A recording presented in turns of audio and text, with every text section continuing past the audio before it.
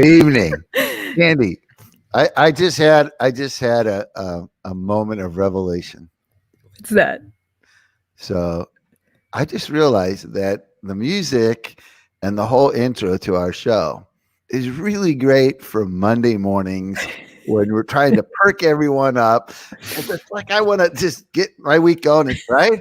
Right. Now I'm looking outside and it's dark, right? And it's the Mm-hmm. evening, and I'm Yes. thinking I want to pull out some wine. You know what I mean? And I'm thinking Don't the talk about music. wine. We I'm need not to doing change. We wine. need to have a Thursday night Okay. groove and a Monday Okay. morning groove. Okay. Okay, what do you Point think? taken. Yes. Welcome to Awakenings Within. If you didn't know who we are, where you're at, I don't know how you ended up upon us. You might have stumbled in here. So hello, welcome. Yes, I agree with you. I will have to make Yeah, I'm another thinking like one. smooth jazz. You know what I Okay. mean? Well, then I need you to dress up in your finest suit and then Ooh. do a video of Oh, so yourself now you're gonna put it back on me. smoking a cigar and With my tipping the wine. cognac, Yeah, whatever. exactly. Is So that what we're talking yeah, about here? no, because on Monday mornings you always do mugs up, right? So on Yes, I do Thursday that. night it needs to be Wait, glasses up. okay. So today is this.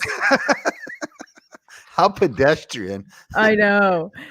A plastic Hi, cup. Rosie. A Dance, Sandy, plastic cup. dance. Yeah, it's my dance. I like to Yeah. dance though. Yeah, we need Okay. a new smooth. We're just gonna Yeah, it's an evening show, smooth you in know what I mean? here. And we get all Okay. yeah. I see. Smooth jazz and good We bourbon. slide See? into the Smooth jazz. evening I'm not and drinking though. It's dry January for me. dry. Okay, well you can do, they have like grape champagne or whatever, like it's non-alcohol. Yeah, they have sparkling. Yes, they Exactly. do. There you go. Yes. See, Dawn just said it. Shirley Temple. You could do that. Shirley Temples. There Yeah, we she had go. Shirley Temples at So the I'm just, I don't know why, how my brain works. It just gets these out of the blue, completely unrelated to anything else unrelated. moments. And so I'm just sitting here listening to the show Right. going, wait a minute, that's my show. And I feel like it's Monday morning and I should be like dancing and get ready because it's morning. And I'm like, Right. not in that mood. I'm like in a more Okay. contemplative, let's have wine, some cheese, Okay. let's talk, Yay. some Some chi. some Do it all. let's talk. Let's dialogue Let's while we sit dial around the down. fire, Hi. Welcome to Awakenings Within Evening Ooh. Hour. Exactly. Is that how we're gonna do that? There we go. Wow. I can Anyways, change the voice. that's my tangent to start the show is Okay. let's come up with a Thursday night. Thursday night. Okay, everybody, are you all on board for that? So At least Dawn get us says through the winter good when it's dark bourbon. at 5:00. You know what I Okay, mean? I asked a question, which I didn't ask you. I didn't know if you knew I asked a question before we came on here. I'm looking at the screen right now, and the question's up there 3 times. I realized, you know what? I think Sandy wants to ask this question. I asked a question. I misspelled it the first time, so I had to retype it. So just saying. If you could change one thing in this world right now, what would it be? How could you do it, even if it was just a small thing? So Talon on here, she said world peace.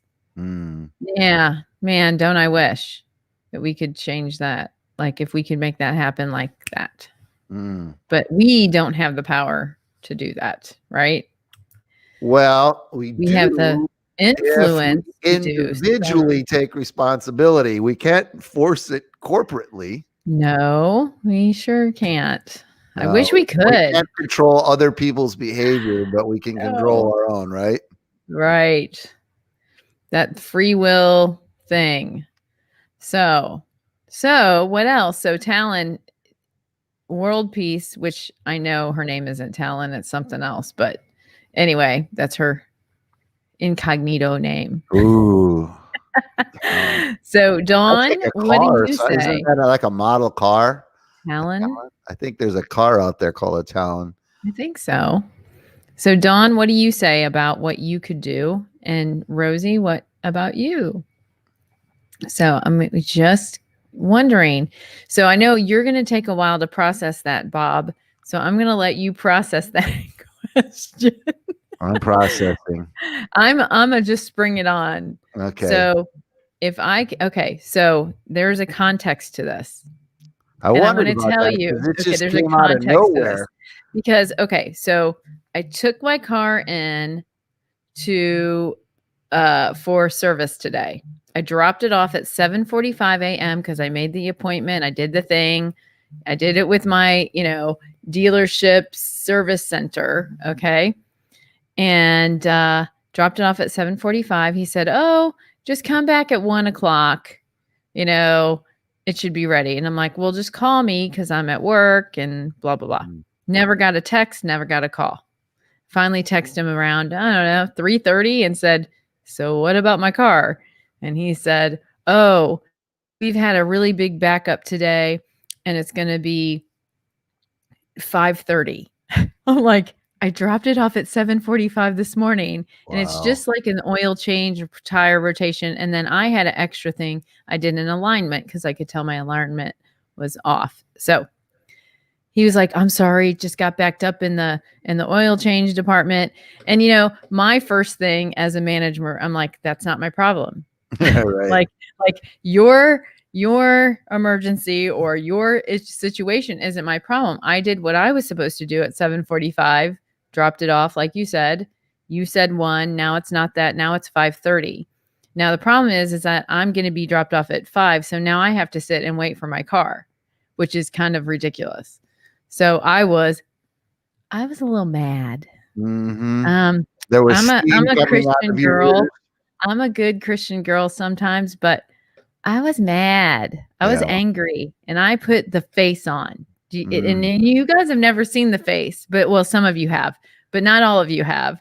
But the face is not a good face. Huh? No, you don't want to see it because I don't want to see it. With a mask on and just right to here. I mean, just imagine you come in and he goes, "I'm sorry." And I'm like, so it wasn't a good face. So I acted really, I had heels on. So I did the whole stomp and twist thing that us women do. Do you know what I'm talking about? Mm-hmm. Have you ever seen the heels and the stomp and twist? Yeah, it's not a good thing. That means she's ticked, and yes. So I was ticked. And I was like, I can't believe you. I dropped it off at 7:45. And he's like, "Well, we had all that." And I'm like, that's not my problem. Like I did what I was supposed to do at 7:45. All these other people have their cars. I don't have mine. There's a problem here. So I did the stomp and twist, went and I sat in the waiting room. And as I sat there, God was like, "Really, Sandy? Really?" And I was like, "Are you talking to me? Like, I didn't do anything wrong. I didn't do anything wrong. He's wrong. This place is wrong. I'm going to write a bad review." And I actually had my phone out to write a bad review. Like I was like, yuck, like I'm really mad at this place. This place stinks, all that stuff. I had all those visions in my head. Right. So I got the smack down while I'm sitting there. And I started to chill out. I was like, okay, so now this is a me problem. So I had to sit there and go, why am I really mad? What am I mad about? Because I have to sit in the waiting room and drink their free yucky coffee. Is that why I'm mad? Or am I mad because why? Because he was supposed to have done something that he didn't follow through with? Yes. Was it out of his control? From what it sounds like, yes, it was actually. Should I actually be mad at him personally? Probably no. So I had to go through that whole stage, right? So I go back in, he comes out and he's scared because he already saw the stomp and twist and the mad woman. And he's like, "Oh God, I got to deal with this really bitchy," and I'm going to say the word, sorry, bitchy woman. And she's just pissed. And I walk in and I go, and he goes, "I'm really sorry." I said, "Well, things happen." And he was like, his face, you should have seen his face. He's got a mask on, but his face was like, "Oh my God, she's okay. Like, what happened? Like, what happened from the time I like 15 minutes ago to now. And I said to him, I said, well, I know, sometimes things happen. And I said, and, the reason I'm upset is because I'm going to be late, possibly to a faith-based inspirational show that I do. Mm-hmm. And I said, and I feel pretty bad about that now. And I said, I'm so sorry. I'm not acting the way that I should have. And I apologize. He goes, no, you shouldn't apologize. It was my fault. I said, I understand. I said, but I shouldn't have acted like that. And he goes, and he just like sighed, like, oh, thank God. And he goes, well, will you still give me the 5 review? Cause they're big about those reviews. Like those dealerships really do get pinged on their reviews. So he's like, here, I'll give you a free works package, and writes his name on the back. And then he's like, thank you, cause then he was just like, whew, she's not going to, yell at me and whatever. And so I was just like, I walked out of there and I was like, okay, so the reason I came up with this, if you could do world peace, okay, you could change one thing about the world, what could it be? How could you do it? Better car service, huh? So that's your big, if you could change the world, you get better car service. Yeah. You might get free service for that's that. The point of the story. I want better car service. The point of the story is even just being nice to that dude, the dude now is going to go home going, oh, thank God my last customer wasn't a total bitch to me at the end of it. And she forgave me and she's going to give me a 5. And now I'm not going to get bad marks on my job. So did I make his day, like I was really mean. Yeah. My true colors of don't get my order wrong and don't that, my knee jerk reaction was just terrible. So that's the moral of the story. My small contribution was to change my attitude. Change my attitude. That sounds like my mom. Yeah. My mom, Robert, change your attitude. Change your attitude, because I could have been, really, I had to sit there for 20 minutes in the waiting room. What was the big deal? Really, did it cause me, devastating anything? No, it was just me being ticked off and thinking I had a right to be. And maybe I did. Well, yeah, I was going to say you had a right because he gave you a time. He made a commitment. He said your car would be done by such and such a time, and he didn't fulfill his end of the agreement. So you had a right to be upset. So what you extended to him was grace. Yeah. Sounds familiar. Sounds like another story I know. It changed. Yeah. I was ticked. Ask my sister. She was me off. She's going, oh, thank God you're getting out of the car. Here, kick you out, Well, there's a proverb that says that a gentle answer turns away wrath. Yeah. It's like you can diffuse anger that's coming towards you with gentle answers, and you can de-escalate the situation. But then there's, at the same time, you can do the same thing with yourself. You can I call it de-escalating. You know what I mean? You're on the verge of war. You know what I mean? You're on the verge of conflict. Yeah. And I think, one of the things I've learned over the years in studying people is there's a lot of people that don't realize that there's a space between the feeling and a corresponding action. And so they react instantly with extreme anger, violence. That's, so often when you talk to people that have killed someone, you know what I mean? They weren't planning on it. Most of the time, it's not planned. It's just they lose, right? So learning that there's a space between how you feel and how you react. And if you can catch yourself in that space and get your, de-escalate, then you don't have bad reactions. So that's quite a story. But I think a lot of people are they're kind of dealing with that right now. Well, I I was just know hyper. by and large, service in a lot of places is really difficult right now. I mean, there's just not a lot of really good service. But then if you're an owner of a business, you're dealing with something you've never dealt with before, which is you've got employees coming and going and quitting, and it's it's chaotic. And so, you know, you go into a place and you hear this all, they're understaffed. Yeah. Right. Yeah. You know, because 3 guys just didn't show up that morning. Right. That could have been the backup. He goes, we were just so slammed. And well, and that could be the other side of it, could be that they were slammed because guys didn't show up for work. Right. So we have a lot of comments here, which was kind of nice. And thank you guys for joining us. So Dawn says she's going to continue working on her tolerance of differing perspectives. I changed my tune on that as well this week. I've had a lot of changing of the tune. My oil changed and my attitude changed. At the same time. There you go. Bam. Yeah, I tend to lean towards Dawn. It's funny because she's on the same page that I am. I think for me, if there's one thing that I could change, would be to educate people on the fact that the need to be right is an emotional ego trip. Right. That's unbelievably unhealthy. In fact, any of us that have been in a marriage relationship or a friendship knows that the need to be right at the expense of a relationship, it's not worth it. And yet here we are. We've all had these, you know, relationships blow up in our lives because of our need to be right. And yet we cannot seem to learn that lesson. Yeah. I mean, it's just amazing to me how it just, you know, and it just tells you how strong our insecurities and our fears and all these things inside of us that drive us towards this need to be right, you know? Yeah, that's exactly what Brenda was just saying, actually. Yeah.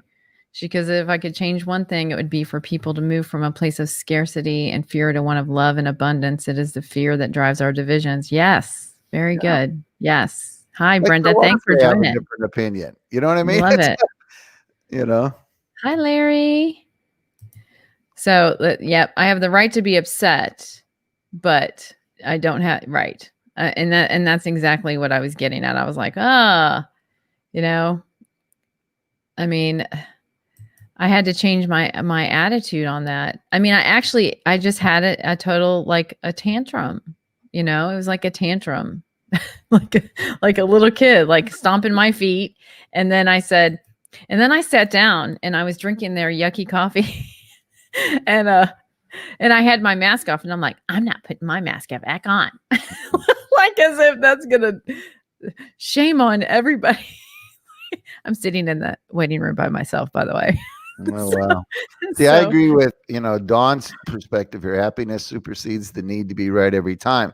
Exactly. The crazy thing about it is that when we all take a step back and we think it through, right, we realize how detrimental the need to be right is in our relationships. Yet we continually struggle with this issue. It's interesting to me because intellectually, you know what I mean? When you step back and look at the dynamics, it's like, duh, like this is not healthy.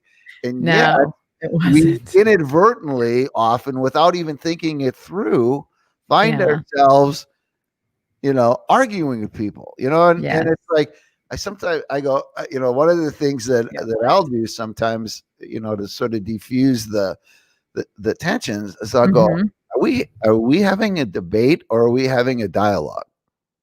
I love that. Right? Because I need to remember that line. I'm terrible at remembering lines. Right. I'd rather have a debate than are we having a debate or are we having a dialogue?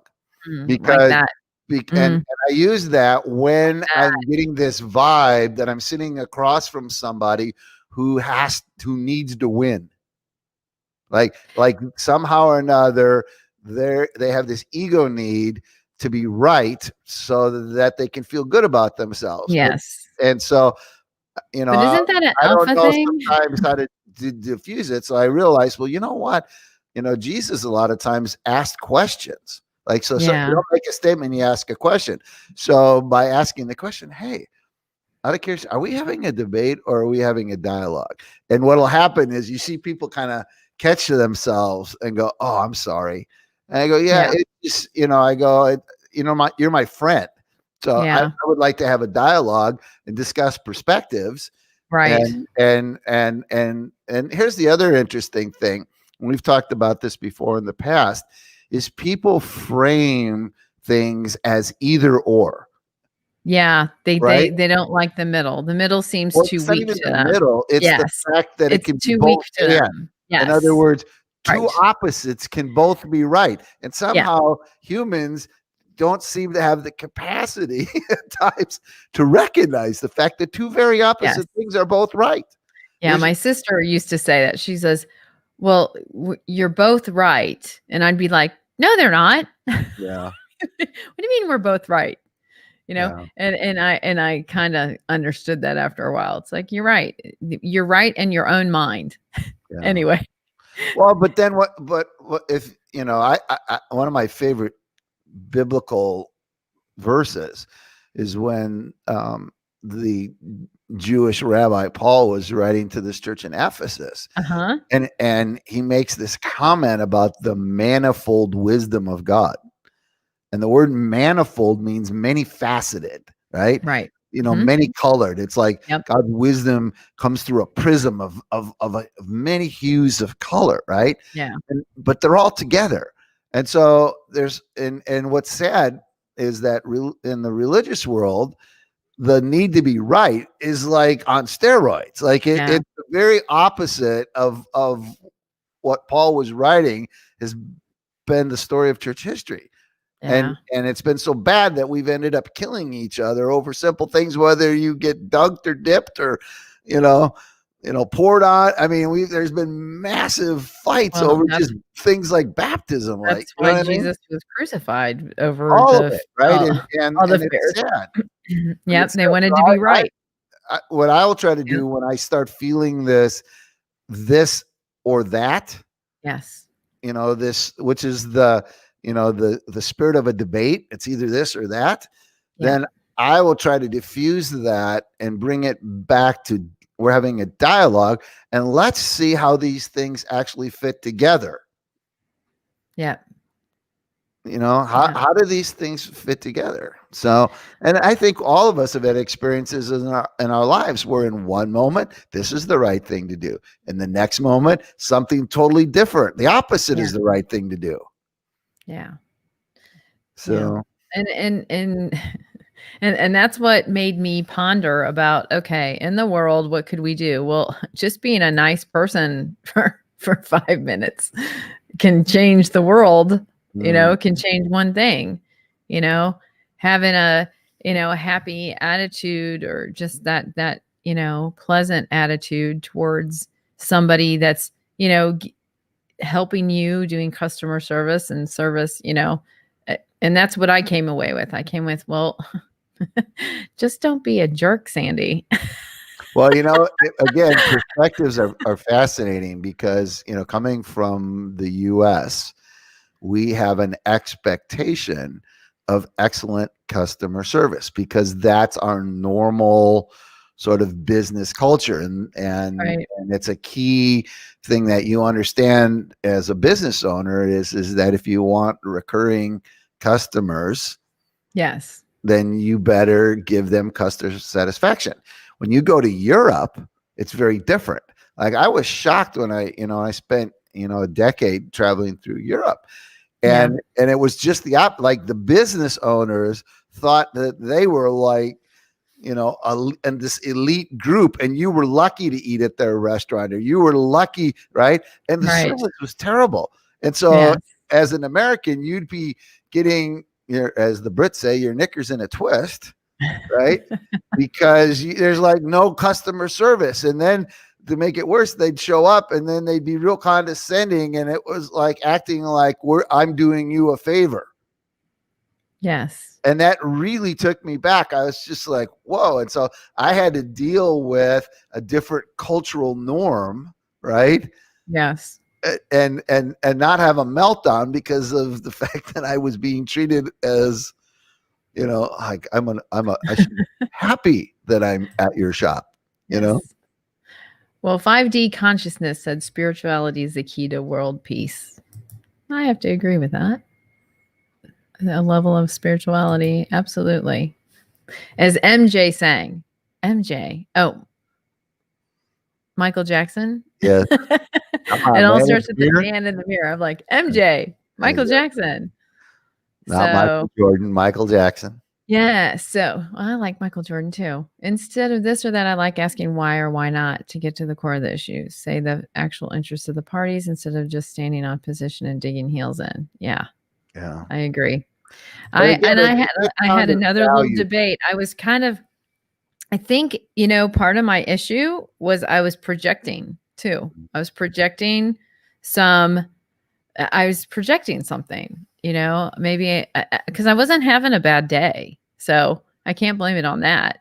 Can't blame it on, my mood or, I didn't eat lunch or, I didn't have anything to really hang my hat on with having a bad attitude, except for I just wanted to be right. Exactly what you're saying. Like you said, and then you didn't. So now you're going to pay the wrath of, the attitude. And so not good things, I'm not happy about my behavior in any way. I mean, it's not that I wouldn't have recognized that was not good until I sat down and God really just was like, okay, Sandy.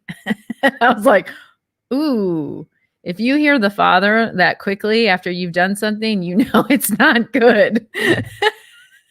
It's like, he's like, okay, let's just sit here and think. I almost feel like I was in timeout. I was in the timeout room.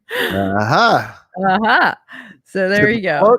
Coke closet. Remember that? Did you have that when you were little?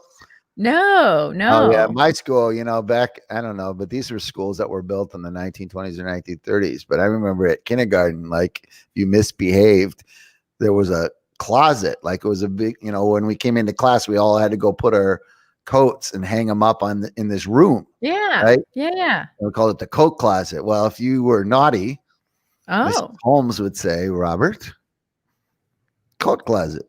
Oh. 5 minutes. So 5 minutes. It'd be pitch black and everybody's stinky coats, and you were being left out of, I never you were so perfect as a child. I never spoke up enough. Yeah. I was too shy. Can you believe that? Yeah. I was so shy. I didn't talk. I didn't raise too much time in the cloak closet. I never was in the coat closet. I was in the back of the room going like this. Don't call on me. Don't call on me because you'll make me melt. So Dawn says hers had cloak rooms. Yeah, that's right. Yeah. So thank you guys for chiming in on what you would do to make this world a better place. And so, Bob, what would you do to make the world a better place? Just one small thing. Well, yes.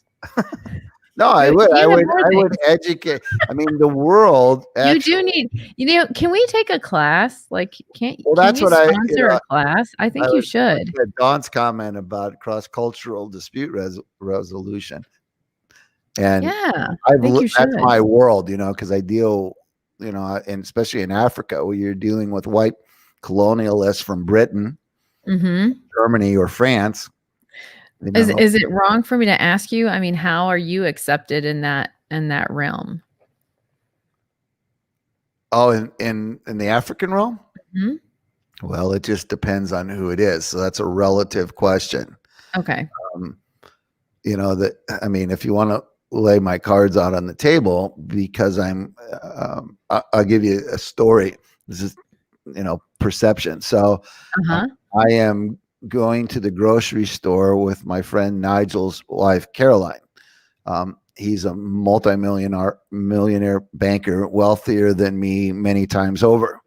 She's black. I'm white, right? Mm-hmm. We pull into the grocery store, and all the vendors that are out in the parking lot selling their wares, guess whose side of the car they come on? To yours.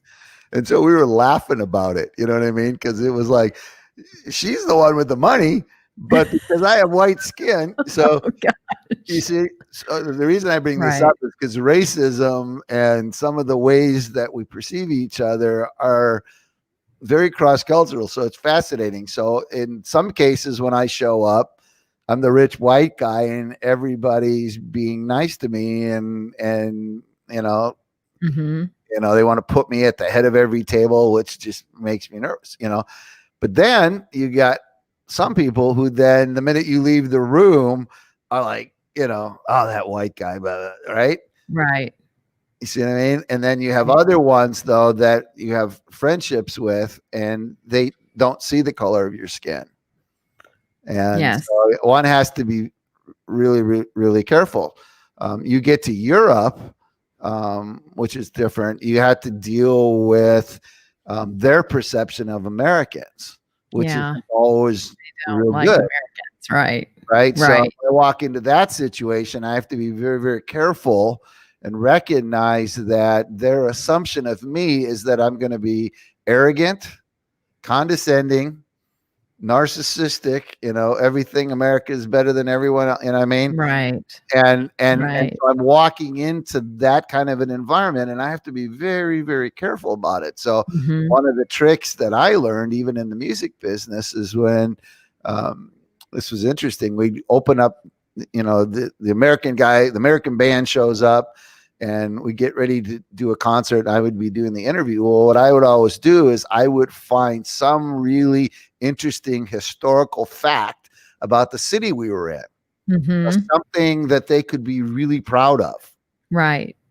And so I would get up and somehow or another, I would comment like we either went there or we visited this place or whatever. And it's like, wow, you guys, right? They were you could just feel it in the room. Instantly, the walls came down, bridges went up. Here's an American guy who has taken time to learn about our history, our culture, is honoring us. Right. That's nice. We're the star of the show. Wow.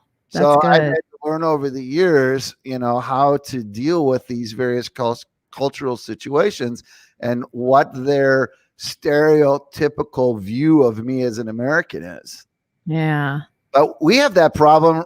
I mean, you don't have to go outside of your suburban and urban areas in America to have that's true different world how thing, I was teasing, I was telling Mike Jones the other night, New Year's Eve, right? I live in the city. I actually live in the city, right? So on New Year's Eve, while out in the suburbs, people were blowing off firecrackers. Around my house, the Uzis were going off. Wow. I mean, it was like, wow. And just about a mile up the road is a police station. And I mean, the the sirens are going off. Oh my. It went on for an hour and it wasn't firecrackers. Wow. And then one guy would do it and then somebody else had to get their gun out, So, wow. So that is a very different reality than the suburbs, That's right. That's right. So Dawn says, could it have been that she was female as well when you were telling that story? Not just the color of her skin, but because she was a female. I don't know. Well, there's all that as well. You know what I mean? Yeah. I have to be, you got to be really, really careful. So one of the things, what I know we all got a lot on our plate, but yes, we do. Be of encouragement to you is take the time to actually do some research and learn about others. And so often, it's just like one of the words that just drives me crazy is normal. Oh, there's no normal. No, there's normal. There's normal Illinois. The normal way of doing this. And we just have fallen into that trap, right? Yeah. And this is normal. And it's like, really? Yeah. Based on whose worldview? Well, I also have learned about other countries, but not by visiting there. Every year I volunteered at the International Tattoo in Norfolk, Virginia. And so different countries would bring their band or their performance act and do this one big show. So I got to know a lot of different countries, cultures. And of course, if you go out drinking with them, you really learn about their culture pretty quickly, because they'll tell you all kinds of things. And it's in the tattoo is a pretty neat thing. Well, They one of only the have 4 of greatest. them. Do you know what the tattoo is? Have you ever seen one? Uh-uh. It's a military regiment I see. kind of thing, and it's very patriotic. It's very, and then they always have a featured country every year or a featured thing around the military. And so the tattoo is what used to happen over in Europe is when they would go off to war, and when they would come back home to raise morale of the men, all the townspeople would go out into the street, and then they would clap for them. And of course, they would take the pipes and drums because it always has bagpipes. They would take the pipes and drums and they'd go first, and then there would be, they'd get, applause from the village wherever they were at. And so that's how the tattoo started. And so they host one in Nova Scotia, Edinburgh, one in Australia, and one in Norfolk, Virginia. The one that's in the United States is in Norfolk, where I just moved from. And so I was able to participate in it when I was an Irish dancer. And so I got to know the whole, setup of it. And one of my best friends, she is a key person that helps that performance every year. Last year was the first time they've canceled it in so many years. We were actually performers in it in 2003. And so, ever since then I volunteered. So, every year, the RCR, in Canada, the Royal Canadian Regiment comes in. Last year, the French Polynesian guys that were in the rugby team, they were there. And it's just this neat thing that you get to know the different cultures just by hanging around them for a week. I mean, Jason could probably give you some insight, being that he's from Aussie. But I have found that the single greatest offense that people outside of the United States have with Americans is you don't know us and you don't take the time to know us. Yeah. Like it's like you're so myopic and it's everything America, and it's like we don't exist. See, for me, I'm the opposite. I wanted to know about their country. I wanted to know about them. I was standing there like, okay, where are you from? And they were like, French Polynesian. I'm like, where's that? We're somewhere by Australia, and they were just the most happy, fun guys. And somebody was getting married during the thing, and it's like just this big community because these performers go across the world almost together. Like, so all these different country military groups actually get to know each other, which is really neat. Well, we had it in Kansas City because it was not last year, it was the year before. Abby was here in August, and they have a big international festival in Swope Park. Like, I didn't know that. Some different countries represented, and they all have tents, they all have food, and they do all the ethnic dancing and stuff like that. So I didn't know they had it either. It was, it was just by a fluke that I ended up seeing a poster about it. Mm-hmm. And so, since it's right across the street from where I live, we just drove over there. We had a blast. It was the most ethnically diverse thing I've ever seen in Kansas City. Oh, that's great. Yeah. See, I love that. And I'll go to India Fest. I love the India Fest. I'll go to those, and I just love it. They have one of those in Overland Park, don't they? Yeah. Yep. Yeah, at the convention center. Yeah. I've been to that a couple of times. Because it's just, get to know other cultures. Well, I think and then what's interesting is of course talking with them about life, because what's fascinating is when you get down to our humanity, and what we want from life, we all want the identical same thing. So it's interesting that though we have externally different color skin, we have different clothes, we have different language, we have different music, we have different architecture, we have different literature, all these external things, it's very different. But when you get past all of the cultural stuff to the core of their soul, Yeah. They're just like us. Like Oh, we're yeah. really not that different when it comes to who we are. No kidding. I mean, yeah. I went to Ireland. I was so disappointed because Dublin looked just like one of our cities. I was just like, I thought it was gonna be more Irish. I don't know what that Well, means to me. I knew I was in Ireland when we flew. I think it was Limerick. You know, you flying in the one side. And we landed at 5 a.m. and the pubs were filled with everybody drinking Guinness, and it was 5 a.m. I'm like, what? Wow. Yeah.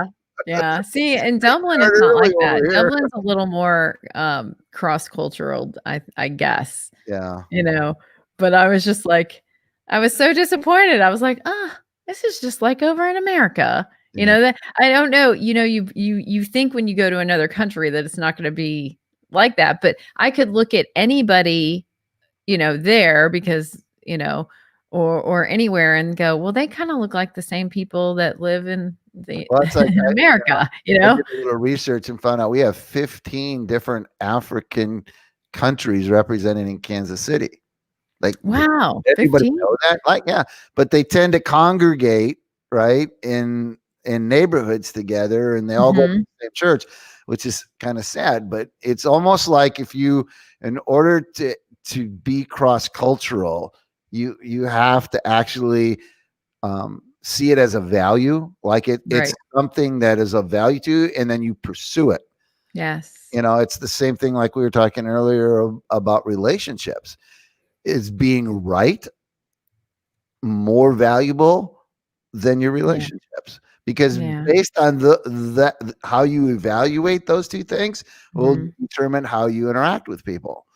So I because of my understanding of creation, and that it's always been God's heart to put diversity into harmony. Like, you know, diversity and harmony seem like they're complete opposites. Yeah. But not in God's mind. God loves diversity and harmony. Right. I mean, he created us all equally. And supposed to be created all of us equally. One of the great pains in my own soul is that the Christian community, the church, i.e. the church, is supposed to be the living example of diversity and harmony, and yet we're the opposite. And so for me, if, you know, you talking about things that I would love to see change, I would just love this, you know, for those of us who are people of faith and walking as Christians, to see much more cultural diversity and racial diversity, and that we would celebrate it. Like we would celebrate each other's uniqueness, you know, and we would become better listeners, you know. You know, there's you know, there's a lot of people just in our own city that have gone through some very painful experiences, and their families go back generations having suffered pain. It's like, do we listen? Do we hear them? Yeah. I don't think that we do. I don't think we do. I don't know. I spend the weekends assisting this couple, and I'm going to have them on our show, actually. They're an elderly couple that were physicians. They were missionaries, medical missionaries over in China and Africa. So, you know, I can't wait for you to hear their perspective, because you'll just love them. And, you know, he said some really neat stuff. You know, he thought he was going to go over to help them, and then realizing that really they helped him. So I love that. You know, when you think that you're about to go, oh, well, I'm going to help them, and then it actually comes back the other way. You know, I think that's so amazing. You know, I hear that story all the time. I mean, it's not a one-time thing. You know, you think, oh, well, these people over here need help, I need to help them. Well, they might need help in this one area, but they're going to help you too.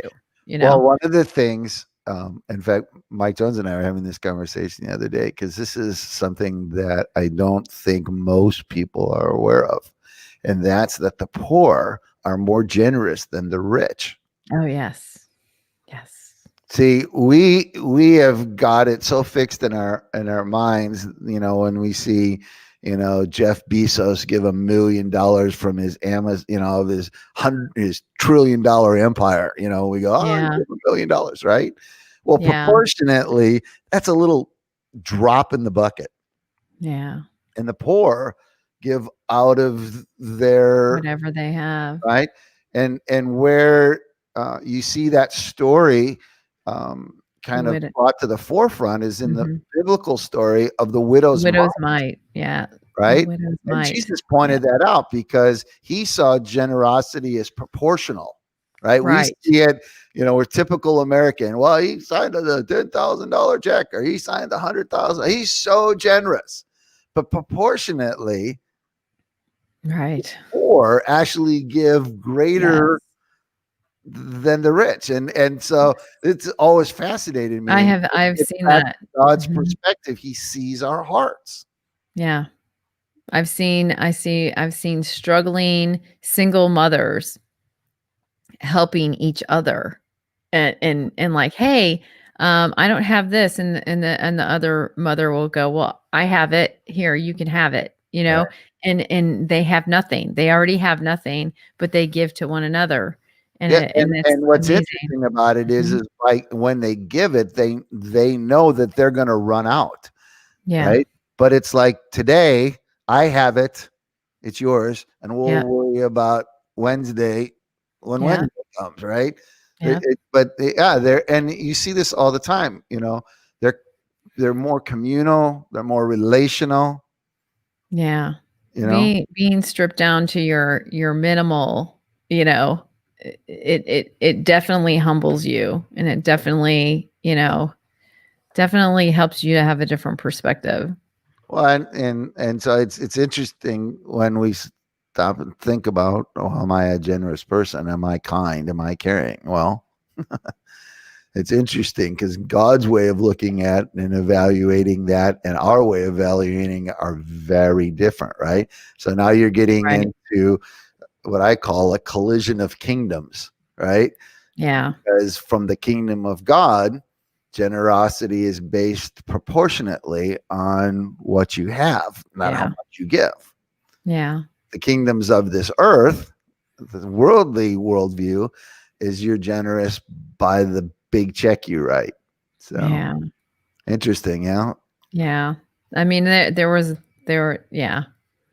Yeah. So it is. And it's only gauged by that. It's not gauged on the hours that you spent doing something other-minded. And that's, I mean, and I don't like that. Like I'm more humble about that. Like I never would say, well, this was from me, or I did this, or, I really have always tried to be careful about that. Just like the guy that goes to help somebody in the homeless and takes a picture with them. You're like, what?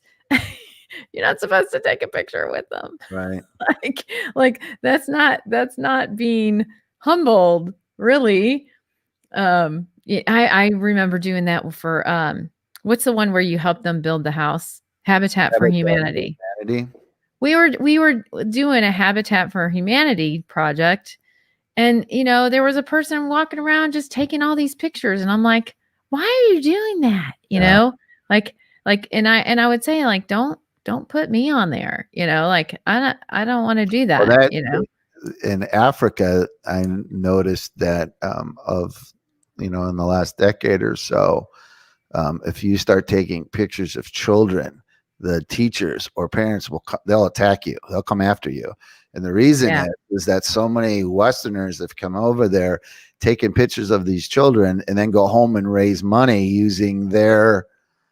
Oh no. Oh yeah. Yeah. It's caused a real problem for the Africans. It's like you're using us. You're using our children. I'm going to tell you, I don't know which association it was, but you know how you give money to help a child somewhere else, you get a little handout, whatever. Right. There's so many out there. I'm not even, nobody will know which one I'm talking about anyway. So I was in charge of helping to do that at one point somewhere. And I saw 2 pictures of the same kid. I was like, and that just devastated me. I'll never forget it. It was years and years ago. I was devastated. I'm not kidding. It devastated me. I was like, oh, it's the same child. Like, why are they why are they trying to adopt out two of the same child? I So know. then it made me not trust that Right. system, right? Right. And later on, I think that certain one did actually go out. It's not one that you hear about.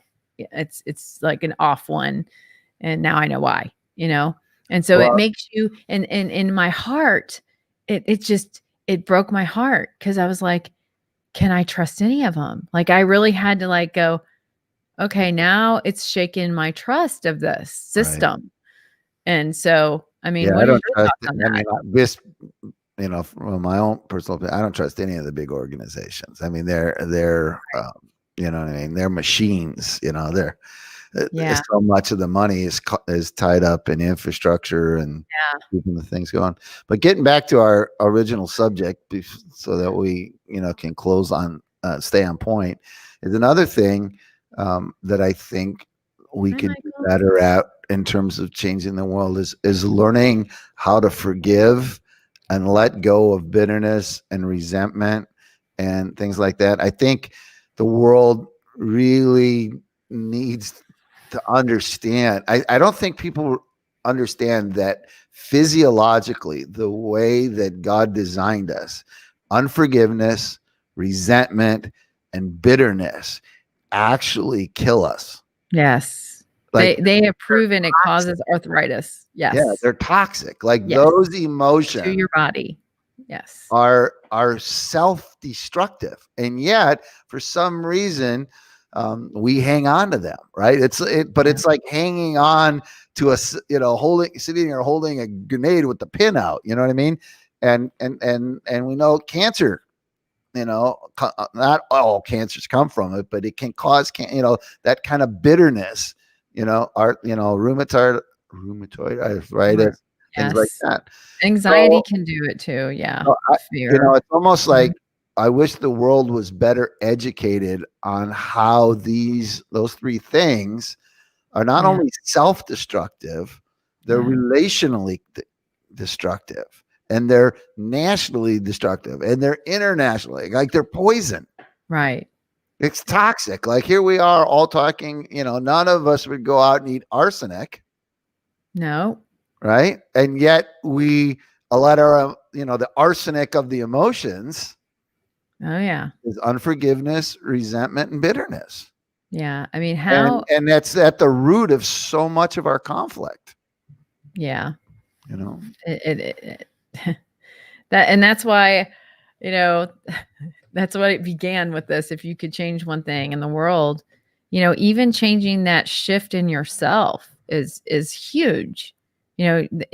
Looking at things, I was just telling you, it broke my heart and I was not trusting. But guess what? If I went ahead and sponsored somebody or whatever and it wasn't true, that's not on me, like I did it out of what my heart wanted to. I was doing it out of the goodness. I was doing it out of the kindness. mm-hmm. So, just like those people, that stand on the corner with their signs, well, that person's probably just a con artist, blah, blah, blah. Well, that's kind of not up to me. That's not my business. It's kind of not my business if he's doing that or he's not. I'm going to have a little bit of wisdom and if I'm going to give something or not. But if I feel really compelled to do that, I'm going to do that because it's really, out of my own, it's I mean, I feel like you're giving out blessings. The blessings will come back to you. You're giving out blessings. It doesn't, it's not up to you to judge that person that you're giving the blessing to. It's not up to you to decide if it's good or if they're good or bad. I mean, but listening to that small voice, that listening to God and to, is that the right thing for you to do, is wisdom, and you should do that. You should use your discernment. You should do that. But just even making that attitude shift of, well, if this person's is getting one over on me, then that's their business with God, not mine. I mean, again, I mean, using wisdom and not doing things, codependently or, self, hurting yourself, by doing those things. Does that make sense? Am I just rambling on? Yeah, that's okay. Huh? That's okay. I'm listening. Oh, okay. Wow, we've shifted. No, I'm listening. No, because we were talking about. I just wanted to make sure we ended the show on what the topic was, which was how could you change the world? How And could you change the world? Being kind to yeah, one another. I mean, That's those things are the easy things, you know? That's the easy part is just don't be a jerk. just don't be like Sandy. Don't be like Sandy. Was like 2 hours ago. Yeah. She was being a jerk. You know, again, you know, one of the keys to that is learning how to let things roll, you know, having that Teflon soul. You know, it's if you let things stick and you get angry and bitter and whatever, I mean, it's just, you know, I don't want a spirit like Velcro. No. I mean, I already have one that is empathic and picks up way too much. You know, you know, one has to, I encourage people when you go through those experiences is process it out the door quickly. Right. Don't let it stick. And even when you think that you know these things. Right. So what's the biblical? Don't let the sun go down on your anger. So let it go. And God didn't let it like Frozen. Let it go. Yeah. And you know, I like it that God, I can hear his voice sometimes and hear what he's having to say, even if I don't like it. Right. So I was just like, ooh, I did something wrong, you know, like that wasn't good. So, you know, it was just an attitude problem. Sometimes we just got to send our attitudes out the door, you know, and continue on. You know, how embarrassing. I actually confessed it to him, though, that I was going to be doing a show on like this later. So, because I felt like I had to. I felt like, this is yucky stuff. Like, this is confession time, you know, and and it changed his attitude. And so, you know, he was probably having a really bad day. And I wasn't making it better. You know, and I did not add any sugar on there until the end. You know, I was like, oh, you know, so get over yourselves, right? You know, I had to get over myself. It's just, I mean, have you ever had those days, Bob? When I was upset at things? Yeah. Oh yeah, we all do. But it's like I said, you've got to process it, deal with it, and let it go quickly. Because that stuff will be poison to your system. Yeah, I don't need all that. Thing, you know what I mean? It's one thing when you're dealing with life and death issues. It's another thing when it's your car. Yeah, like you know what I mean? It's like you had to wait 20 minutes. You know, it's like, wait a minute. You know? Yeah. I have to sometimes remind myself, this is a thing. It's not going with me when I die, so put it in its proper place. Right. And it wasn't affecting anything. Like if it wasn't even. The only thing it did was inconvenience you. Ooh. Ooh. The queen. Ooh. The queen was inconvenienced. Imagine. Thou shalt not inconvenience me. Exactly. Don't you know who I am? Don't you know? Don't you watch my show? Exactly. Don't you know I'm going to be late? That's another whole show, but I could tell you stories about the music business and the movies. Oh my God. I'm telling you, I have seen things that made my eyes go, are you kidding me? Oh yeah. I've said me too. Me too. Yeah. And it does, you go, whoa. Okay, hold on. Oh, what is Michael going to say? I'm sure he's going to throw some zinger at us. What's it going to be? Vanessa said that those of us are relegated to typing things. So Michael's suggesting, what was that show? Where we all have years ago, like a Tic Tac, like they had, it was like, that's kind of cool. Yeah. Yeah, you had 9, right? And then right? What was the name of that show? Oh, it was Oh my Lind gosh. or somebody Lind was the MC of it. Oh, yes, and they got beeped out, like the X, You they had, would like, go these old kind X, of and then they guys that in their heyday were somebody, but they were Yes. over the hill, were, like, in each one of the Yes. What was boxes. that? That's what Oh Mikey my wants. He wants, we could have a tic-tac-toe kinda thing, in our show. No, it wasn't the Brady Bunch, it was it was a different show No, it where was a they had to game show. answer the questions, It like was a game show. a game show, and Hollywood they had to answer Square, the there we questions. go. Hollywood Square, yeah, Yeah, that's it. that's the one. So, he wants to do his own Zoom Square to interact. I think that would be cool. We can actually do that, by the way. Oh, we can? Well, then we Yeah. could have a round table discussion. We could. I could Okay. actually zoom in. I could take a Zoom and broadcast it into here. Oh, okay. Well, that's So, cool. we could actually do that, Michael. Alright. We'll do that for you in the next couple weeks or so. There How we about go. that? Okay. We'll have a nice Zoom show. Okay. So, all right. Well, thank you guys. I know I what was would really be nice about that, honestly? Huh? I What? go, you know why that would be nice? Why? Is because of the fact that all the people on the show could actually meet each other Yes. They and could see talk each to each other, other. Yes, that would be fabulous. right? If Be the more people wanna come on. relational. If the people wanna come on, that's the only thing. Some of them don't want to. Oh, that's fine. They But could just be a black square. Anyway, if you are watching this on the replay, please comment to the questions that I put up here. I would love to hear what you have to say. Would love to know what your opinions are, because I do appreciate you guys, and sometimes we Alright, have a well, bad day. since we didn't get to open with wine, I'm gonna go have some now. So Oh, okay. Well, my soda pop or soda, I call it soda. Do you call it pop or soda? Which one? well, where I grew up in Wisconsin, it was pop, but then I moved to Missouri and it became soda. Okay, yeah, I'm soda because I'm from Missouri. So Missouri.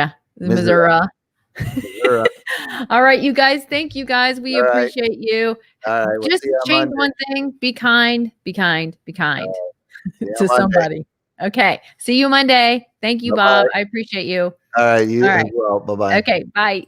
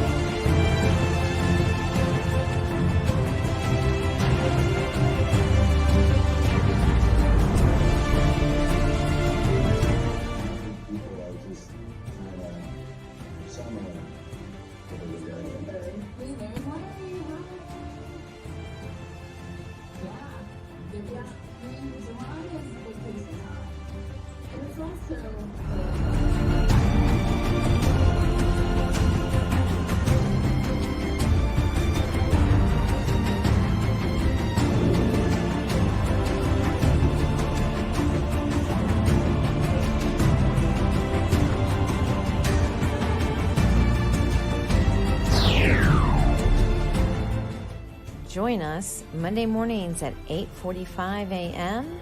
and Thursdays 6:30 p.m. Central Daylight Time. See you then.